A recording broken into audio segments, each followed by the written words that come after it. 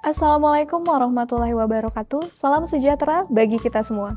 Perkenalkan, nama saya Holida Astri Pertiwi, dosen tetap pada program studi S1 Ilmu Komunikasi Universitas Gunadarma. Video ini merupakan pernyataan diri dalam unjuk kerja Tridharma Perguruan Tinggi atau PDD UKTPT untuk sertifikasi dosen tahun 2026, khususnya dalam aspek pengajaran. Pada kesempatan kali ini saya akan menjelaskan secara singkat mengenai mata kuliah Human Relations yang saya ampuh. Mata kuliah ini dirancang agar di akhir perkuliahan, mahasiswa mampu mengkaji interaksi antar manusia yang dirangkai dalam hubungan kerja agar dapat mencapai tujuan organisasi sekaligus tujuan manusia sebagai anggota organisasi dengan memanfaatkan kemajuan teknologi di berbagai media digital. Mata kuliah ini membekali keterampilan praktis pada mahasiswa dalam melakukan komunikasi dan hubungan efektif dalam dunia kerja. Adapun dalam mata kuliah Human Relations ini terdapat 5 capaian pembelajaran. Yang pertama adalah bekerja sama dan memiliki kepekaan sosial, serta kepedulian terhadap masyarakat dan lingkungan. Kemudian di capaian pembelajaran kedua adalah pemahaman tentang perikemanusiaan dalam berbagai konteks. Adapun capaian pembelajaran ketiga, yakni mampu menerapkan pemikiran logis, kritis, sistematis, dan inovatif dalam konteks pengembangan atau implementasi ilmu pengetahuan dan teknologi yang memperhatikan dan menerapkan nilai humaniora yang sesuai dengan bidang keahliannya. Capaian pembelajaran keempat, mampu mengambil keputusan secara tepat dalam konteks penyelesaian masalah di bidang keahlian komunikasi berdasarkan hasil analisis informasi dan data yang tepat. Dan terakhir, capaian pembelajaran kelima yakni mampu merencanakan, melaksanakan, melaporkan, dan mempublikasikan karya komunikasi berbasis data sebagai bentuk adaptasi terhadap disrupsi digital. Mata kuliah ini memiliki 2 SKS dan menggunakan pendekatan delivery, materi melalui e-learning dan presentasi interaktif, kemudian interaction yaitu diskusi dua arah, dan assessment yang berupa asesmen formatif dan sumatif dengan model experiential learning dan project-based learning. Sehingga mahasiswa tidak hanya mempelajari teori, tetapi juga diminta menganalisis permasalahan komunikasi interpersonal secara langsung maupun digital. Selain itu, mampu merancang komunikasi yang efektif berdasarkan analisis kebutuhan target industri. Pada mata kuliah Human Relations ini terdapat capaian pembelajaran mata kuliah sebanyak 5. Yang pertama, mahasiswa mampu memahami gambaran umum Human Relations sebagai pengetahuan dan modal awal perkuliahan Human Relations, dan mengetahui perkembangan dan manfaat Human Relations dalam kehidupan sosial. CPMK yang kedua adalah mampu memahami komunikasi yang efektif dalam meningkatkan komunikasi interpersonal dan komunikasi organisasi. CPMK yang ketiga adalah mampu mengembangkan kemampuan berkomunikasi dan menerapkan pentingnya strategi dalam hubungan antar manusia. CPMK keempat yaitu mampu menjelaskan dan memahami pentingnya sikap, etika, serta meningkatkan kerjasama dunia kerja. Dan yang terakhir, capaian pembelajaran mata kuliah Human Relations adalah mahasiswa mampu memahami proses hubungan manusia baik dalam dunia nyata maupun digital. Mata kuliah Human Relations terdiri dari 14 kali pertemuan dengan skema hybrid.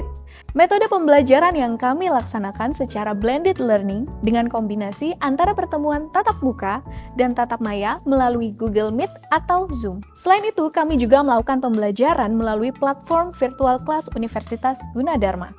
Bobot yang kami berikan pada mata kuliah Human Relations ini adalah kehadiran dan partisipasi 10%, tugas dan presentasi 25%, kuis 15%, UTS 25%, UAS 25%, sehingga totalnya menjadi 100%. Selanjutnya, Anda akan menyaksikan cuplikan proses pembelajaran saya bersama mahasiswa dengan topik komunikasi efektif, di mana pada sesi ini mahasiswa belajar memahami, membedakan, dan menerapkan komunikasi efektif dalam komunikasi interpersonal. Selamat menyaksikan. Assalamualaikum warahmatullahi wabarakatuh. Selamat pagi semuanya. Waalaikumsalam warahmatullahi wabarakatuh.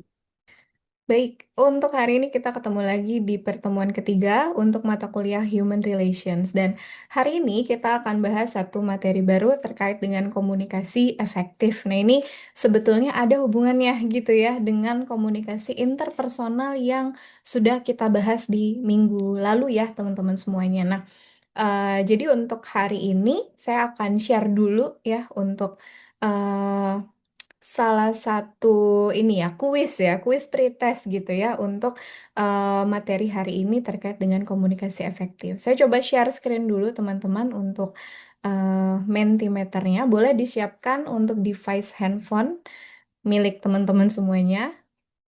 Nanti langsung diakses aja ya. Baik, saya akan mulai ya untuk pretest untuk soal yang pertama terkait dengan komunikasi efektif. Ini untuk soal yang pertama, silakan bisa diakses di eh, layar device teman-teman semuanya, kemudian dijawab di bagian kolom jawabannya. Silakan coba bedanya apa antara komunikasi dengan komunikasi yang efektif. Bisa dijawab? Oke, ada jawaban pertama nih, pecah telur ya. Komunikasi yang bisa dipahami oleh lawan bicara atau komunikan. Oke, komunikasi efektif ini menyampaikan pesan sehingga dapat dipahami dengan benar. Nah, itu dia kuncinya ya. Kemudian komunikasi efektif juga di sini adalah proses pertukaran informasi, gagasan gitu ya, perasaan, kemudian adanya keberhasilan yang bisa dicapai dari komunikasi tersebut. Kemudian di sini juga ada yang menyampaikan bahwa komunikasi efektif itu adalah ketika pesannya diterima oleh kedua belah pihak gitu ya. Jadi saling memahami mengenai informasinya. Lalu di sini juga ada yang membahas tentang proses pertukaran informasi sehingga mencapai tujuannya dan dimengerti oleh si penerimanya. Kemudian di sini ada juga, wah ini ada love-love-nya nih ya. Komunikasi efektif ini ketika kita ingin menyampaikan sesuatu dan benar-benar dipahami oleh lawan bicara. Oke, jadi untuk poin pembahasannya ini masih sama ya teman-teman. Oke, ada lagi. Oh, nih, tanpa adanya miskomunikasi. Nah, ini adalah salah satu materi yang nanti akan kita bahas di hari ini berkaitan dengan kenapa ya miskomunikasi ini bisa terjadi. Dan miskomunikasi ini kan sebenarnya adalah indikator ketika komunikasi ini berarti tidak efektif ya. Nah, ini kalau saya lihat dari definisinya, teman-teman kurang lebih sudah menangkap ya maksud dari komunikasi efektif. Nah, next ya. Nah, sekarang kita main tebak-tebakan dulu aja ya, gitu ya, berkaitan dengan komunikasi efektif. Kira-kira faktor apa sih yang menurut teman-teman paling penting? Boleh diurutkan saja dari yang paling paling penting banget sama yang ini kayaknya nggak penting deh, gitu ya. Nggak semuanya orang harus punya. Silakan bisa di ranking aja dari mulai dari ranking yang paling atas sampai ke yang paling bawah atau yang paling nggak penting. Silakan. Oke, ada clarity nih untuk pemilih yang terbanyak ada clarity, kemudian ada respect, empathy, ya, audible, humble. Oke, sejauh ini masih sama urutannya. Oke, masih sama didominasi oleh 5 poin ya, empathy, clarity, respect, audible, dan humble. Lalu diikuti dengan wealth dan popularity.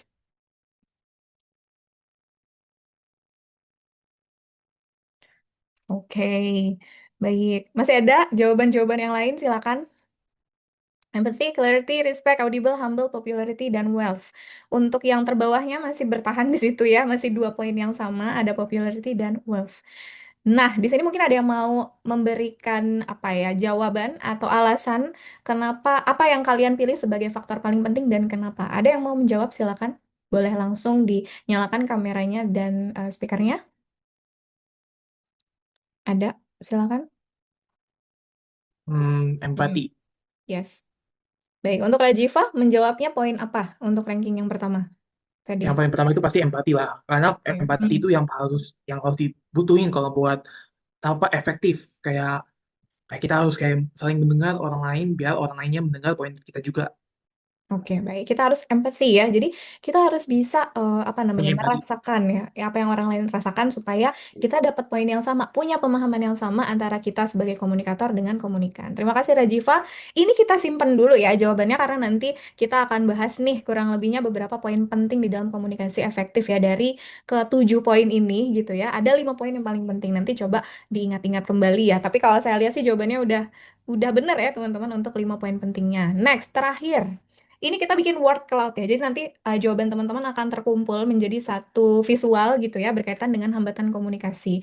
Coba teman-teman boleh kasih 1 kata atau 2 kata gitu ya berkaitan dengan hambatan komunikasi apa yang paling sering dialami yang bikin apa ya kalau kita bilang miskomunikasi gitu.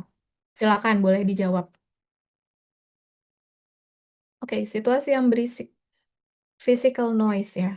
lalu ada culture, budaya. Ada juga tidak tahu waktu, time ya, miskomunikasi. Ada juga persepsi, perbedaan persepsi ya. Kemudian ada lagi salah tafsir. Itu sering banget gitu ya. Kalau di dalam studi bahasa Indonesia itu semantik ya. Jadi ada perbedaan makna atau tafsir. Ada lagi kecepatan bicara atau tempo. Oke, kemudian maunya didengar terus. Nah, ini juga penting, nanti akan kita bahas ya. Kenapa ya komunikasi efektif itu tidak hanya membutuhkan kemampuan berbicara, tapi juga membutuhkan kemampuan mendengar. Tuh, katanya miskomunikasi itu terjadi karena adanya tadi ya orang yang maunya didengar aja, tapi nggak mau dengerin. Lalu ada experience yang berbeda, perbedaan usia, betul. Lalu ada ego yang tinggi, bahasa, emosi, egois, gengsi, kemudian suaranya overlapping, jadi volumenya terlalu keras atau terlalu rendah ya. Ini ada hubungannya juga dengan culture. Kemudian ada perbedaan persepsi, sedih banget kayaknya ya. Nah, ini beberapa hambatan komunikasi yang mungkin teman-teman ini sering gitu ya temui di dalam kehidupan sehari-hari gitu ya. Dan ini yang nanti akan kita bahas. Di mana komunikasi efektif itu adalah komunikasi yang pastinya gitu ya pesannya bisa dipahami oleh kedua belah pihak gitu ya dan meminimalisir sekecil mungkin hambatan komunikasi. Makanya nanti akan kita bahas juga ya terkait dengan hambatan komunikasi itu contohnya apa saja. Oke, perbedaan background, kurang feedback ya. Jadi feedbacknya tidak sesuai dengan harapan ya. Oke, kemudian ada lagi di sini experience yang berbeda, egosentrisme dan lain sebagainya. Sudah cukup ya, teman-teman ya. Oke, ini pendahuluan ya, pretest untuk mengetahui sejauh apa sih teman-teman mengetahui tentang informasi-informasi dasar terkait dengan komunikasi efektif. Terima kasih ya. Ini saya izin untuk stop share dulu. Lantas kita akan lanjutkan ke dalam eh, materi utamanya ya, teman-teman, untuk komunikasi efektif. Oke, sampai sini dulu. Mungkin teman-teman ada yang ingin ditanyakan atau ingin didiskusikan. Atau nanti diskusinya boleh di akhir juga tidak apa-apa ya. Oke, ini adalah materi saya. Apakah sudah muncul di layar teman-teman? Sudah, Ibu. Oke, Sudah, Ibu. sudah muncul ya. Baik. Enggak, Miss. Terima kasih. Jadi untuk hari ini, untuk materi yang ketiga, di pertemuan ketiga hari ini, kita akan bahas tentang komunikasi interpersonal efektif. Jadi sesuai dengan RPS dari yang sudah teman-teman dapatkan ya berkaitan dengan human relations, di sini ada tujuan pembelajaran di pertemuan ketiga yaitu ketepatan teman-teman dalam menjelaskan dan menganalisis jenis komunikasi efektif gitu ya, komunikasi diri gitu yang kemudian dilakukan secara efektif, kemudian cara penggunaan media untuk menghasilkan komunikasi yang efektif.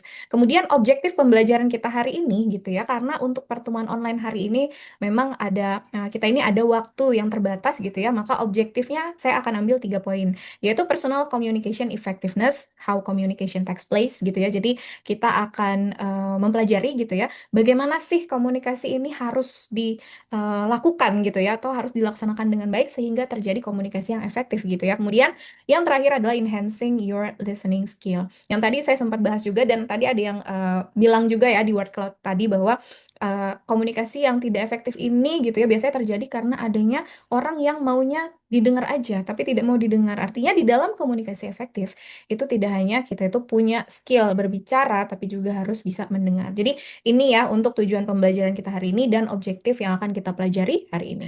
Sehingga di sini disampaikan juga ada 3 indikator nih keberhasilan pesan, di mana pesan ini disebut efektif gitu ya, diterima tuh kalau memenuhi 3 poin tersebut, yaitu diterima dan dipahami, kemudian disetujui, dan ditindaklanjuti, kemudian yang terakhir adalah bebas hambatan yang mengganggu jalannya si komunikasi. Jadi, di dalam komunikasi efektif itu, pesan itu harus ditangkap secara utuh gitu ya, bisa diakses, bisa didengarkan secara utuh, nggak cuma sepotong ya seperti video-video mungkin yang ada di media sosial itu sepotong sehingga info yang didapatkan juga cuma separuh. Akhirnya yang terjadi apa? Konflik gitu ya, adanya miskomunikasi misalnya atau misinformasi dan lain sebagainya. Dan ini juga tergantung pada intensi awal dari si pengirimnya atau si komunikatornya. Jadi komunikatornya tujuannya apa? Mau menginformasikan saja atau ingin adanya perubahan sikap nih gitu ya. Jadi itu yang nanti akan mempengaruhi penerimaan dari si komunikan ya. Lalu setelah pesannya dikirim oleh si komunikator, lantas dari pihak komunikannya ini harus ada proses persetujuan gitu ya. Persetujuan dulu dalam hal ini adalah si komunikannya menerima dengan baik gitu ya pesan yang dikirimkan oleh komunikator atau pihak pertama. Dan akhirnya menghasilkan persetujuan, artinya dia paham dengan apa pesan yang tadi disampaikan oleh komunikator gitu ya, lantas diterjemahkan dan menuju kepada perbuatan apa sih yang akan setelah ini akan dia lakukan gitu ya setelah menerima pesan tersebut. Dan terakhir syaratnya tidak boleh ada hambatan ya tadi ya, tidak boleh ada hambatan atau seminimal mungkin si hambatan ini bisa terjadi sehingga pesannya itu ya tadi ya langsung lancar gitu diterima oleh si komunikannya. Seperti itu. Dan ini tadi ya poin-poin kalau teman-teman ingat di dalam Mentimeter yang tadi ada pertanyaan apa sih faktor yang paling penting nih dari komunikasi efektif gitu ya. Nah, ini ada 5 ternyata teman-teman dan teman-teman sudah bisa menebak dengan baik urutan-urutan dari faktor-faktor tersebut. Di mana tadi kan untuk urutan pertama ada apa? Empati ya. Nah, ini benar teman-teman benar menebak gitu ya bahwa salah satu faktor yang paling penting adalah dari empati. Kita menempatkan perasaan kita terhadap si pihak kedua atau komunikan gitu ya. Kita empati dulu kalau mau didengarkan. Lalu di sini ada respect yaitu menghargai, kita menghargai siapapun individu yang kita jadikan lawan bicara atau lawan komunikasi gitu ya. Lalu audible, pesannya bisa didapatkan atau bisa diterima gitu ya dengan jelas oleh si komunikannya. Kemudian clarity artinya struktur pesannya jelas, tidak multitafsir, tidak ambigu karena tadi ya ketika saya tanya hambatan apa yang biasanya diterima gitu ya oleh kalian ketika berkomunikasi, salah satunya adalah maknanya tadi multitafsir nih gitu ya. Maknanya itu ambigu gitu ya. Apa yang dipahami oleh komunikator itu tidak sama dengan apa yang dipahami oleh komunikan. Itu clarity juga penting ya, teman-teman. Kemudian di sini ada juga terakhir ada humble. Ini rendah hati. Rendah hati artinya teman-teman itu menyingkirkan arogansi, teman-teman mau dengerin gitu ya, tidak tidak bersifat defensif gitu ya, tidak bersifat juga ofensif ya, artinya tidak menyerang dan tidak juga teman-teman menahan gitu info-info yang kemudian dihasilkan sebagai feedback dari si komunikan. Ini kalau teman-teman perhatikan poin-poin ini menyusun satu kata. Ada yang bisa nebak? Kira-kira kalau disingkat ini jadi kata apa? Kelima poin ini. Rich. Ya, Rich. rich ya. R ya R E A C dan H reach gitu ya. Jadi kalau teman-teman mau ingat-ingat gitu ya komunikasi efektif tuh apa ya syaratnya gitu ya. Nah ini ada 5 ada reach gitu ya.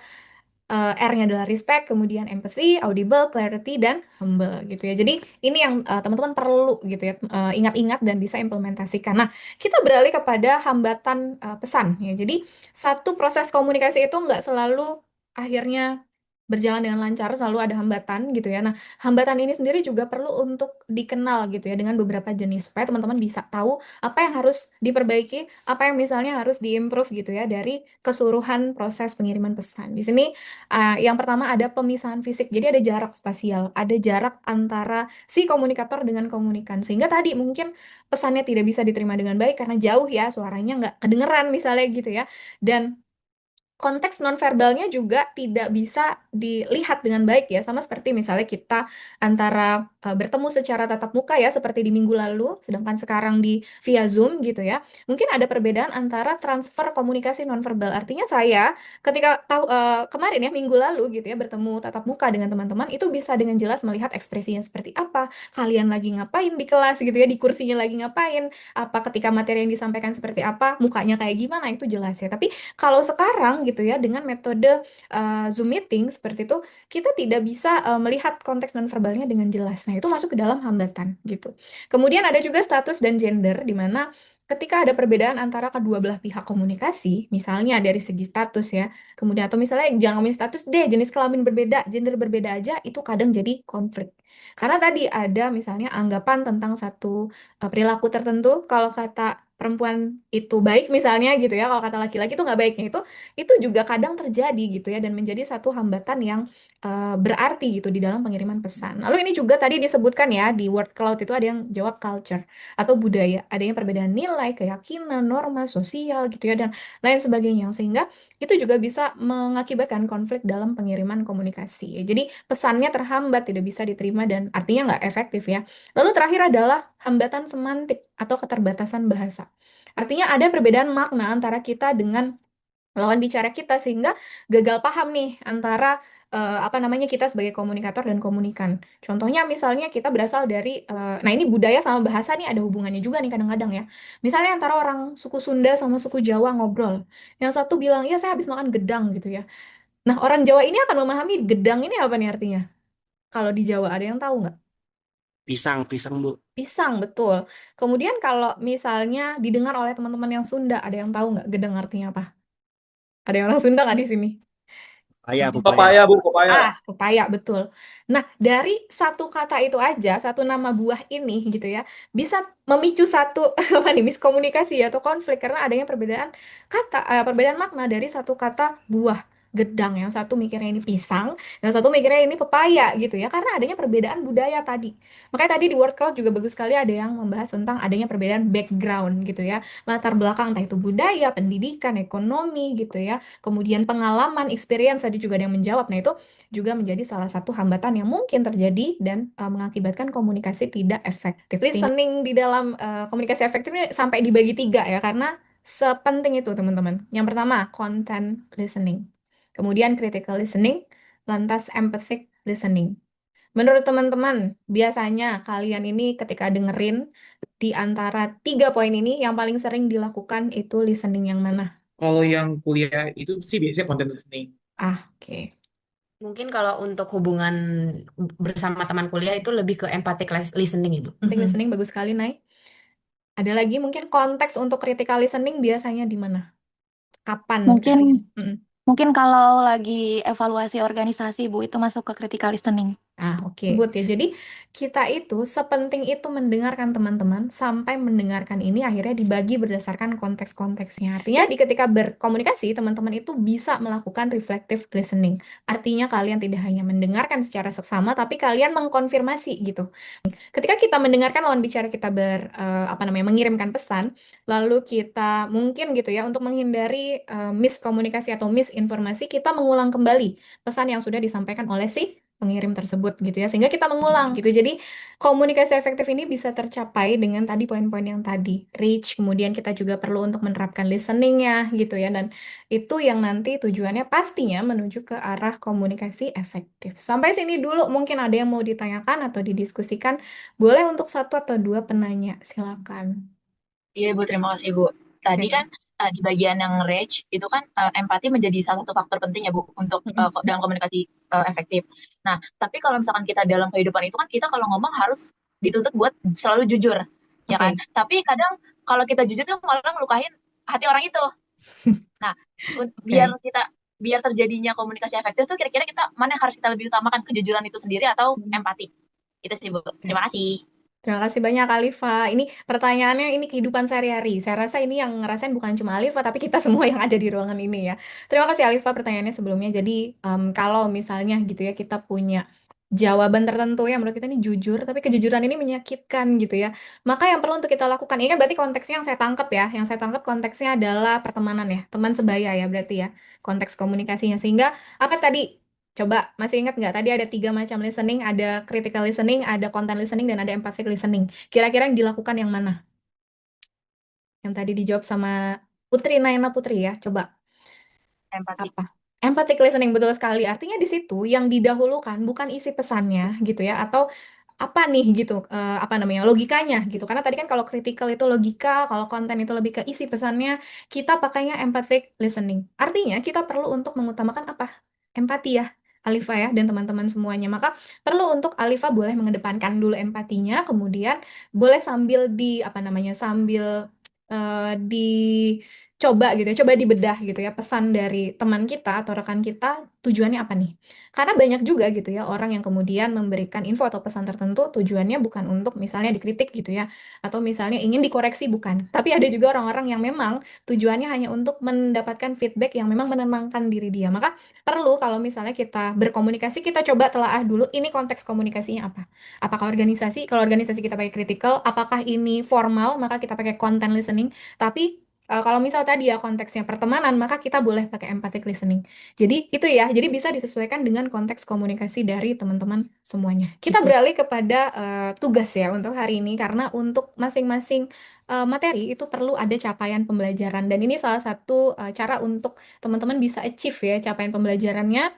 Di sini ada studi kasus, jadi teman-teman bisa sambil di screenshot untuk tugasnya. Di sini ada beberapa instruksi. Jadi pada intinya teman-teman perlu untuk mencari ya kasus atau berita yang ada di media massa. boleh cetak, online, televisi ya. Kalau sekarang zamannya media sosial, maka teman-teman cari di media sosial. Kemudian, kasus ini harus mengandung kesalahan komunikasi. Adanya konflik gitu ya antara kedua pihak. Kemudian terjadi mungkin jadi rame ya. Kalau sekarang tuh bahasanya viral ya teman-teman. Jadi viral karena adanya konflik. Nah ini silakan bisa teman-teman cari. Entah itu dari tokoh publik, entah itu dari masyarakat sekitar. Misalnya ada bentrok apa nih. Nah itu silakan teman-teman bisa ambil sebagai subjek tugasnya. Kemudian yang kedua, kalian coba cari, coba kalian telaah gitu. Nah, ini kesalahan komunikasinya dari mana? Hambatannya apa? Apakah tadi ada hambatan budaya, apakah ada hambatan fisik, dan lain sebagainya. Tolong dianalisis. Kemudian berikan saran konkret dari masalah tersebut gitu, sehingga kesalahan itu bisa diperbaiki. Lalu apa outputnya? Outputnya ini laporan seperti biasa ya, teman-teman. Kemudian ada juga infografis yang ini nanti perlu untuk di-upload ke media sosial. Kemudian deadline-nya ini ya, teman-teman, paling lambat 8 April 2026 pukul 8 ya, 8 pagi ya. Jadi harus dikumpulkan sebelum deadline tersebut. Untuk tugasnya sudah bisa dipahami? Oke, baik. Baik, Bu. Kalau gitu, untuk materinya seperti biasa nanti akan saya kirimkan di Google Drive ya, teman-teman 2MA01.